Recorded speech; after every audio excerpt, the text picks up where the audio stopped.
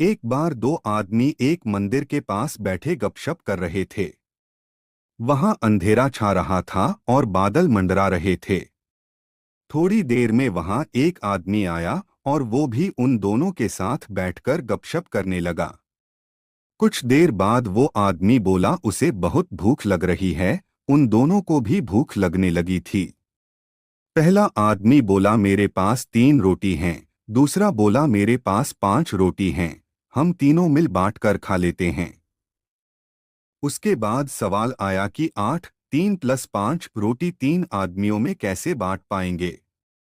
पहले आदमी ने राय दी कि ऐसा करते हैं कि हर रोटी के 3 टुकड़े करते हैं, अर्थात 8 रोटी के 24 टुकड़े 8 × 3 24 हो जाएंगे और हम तीनों में 8 से 8 टुकड़े बराबर बराबर बंट जाएंगे।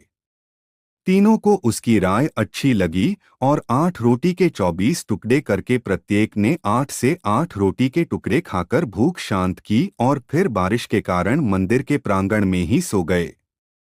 सुबह उठने पर तीसरे आदमी ने उनके उपकार के लिए दोनों को धन्यवाद दिया और प्रेम से 8 रोटी के टुकड़ों के बदले दोनों को उपहार स्वरूप 8 सोने की गिन्नी देकर अपने घर की ओर चला गया। उसके जाने के बाद दूसरे आदमी ने पहले आदमी से कहा हम दोनों 4 से 4 गिन्नी बांट लेते हैं।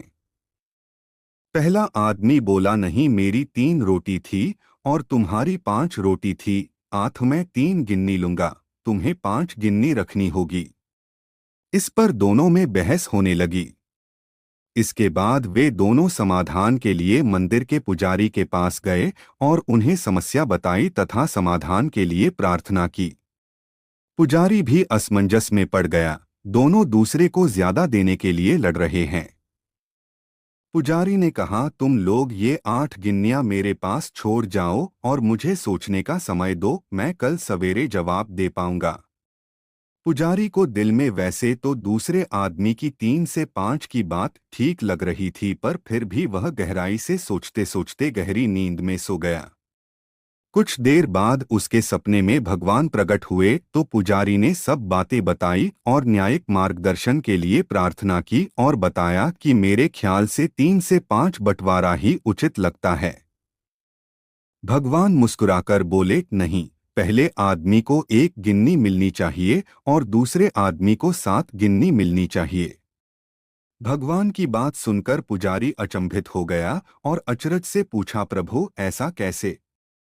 भगवान फिर एक बार मुस्कुराए और बोले इसमें कोई शंका नहीं कि पहले आदमी ने अपनी 3 रोटी के 9 टुकड़े किए, परंतु उन 9 में से उसने सिर्फ 1 बांटा और 8 टुकड़े स्वयं खाया, अर्थात उसका त्याग सिर्फ 1 रोटी के टुकड़े का था, इसलिए वो सिर्फ 1 गिन्नी का ही हकदार है। दूसरे आदमी ने अपनी 5 रोटी के 15 टुकड़े किए, जिसमें से 8 टुकड़े उसने स्वयं खाए और 7 टुकड़े उसने बांट दिए, इसलिए वो न्यायानुसार 7 गिन्नी का हकदार है।